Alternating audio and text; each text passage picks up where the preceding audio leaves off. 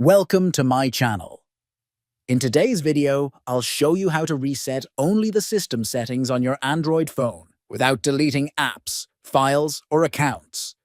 This method helps if you're facing issues like network problems, incorrect system configurations, or permission errors.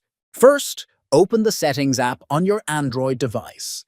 Tap on the search bar at the top and type Reset or Erase. This will display multiple reset options. Look for Reset All Settings or Erase All Data, depending on your device model. Tap on it. Next, tap on Reset System Settings only to proceed.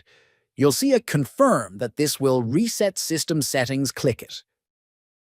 Will reset all system settings does not delete your personal data, apps, or accounts. That's it.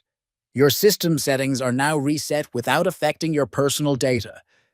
If you found this video helpful, consider subscribing for more Android tips. See you in the next video.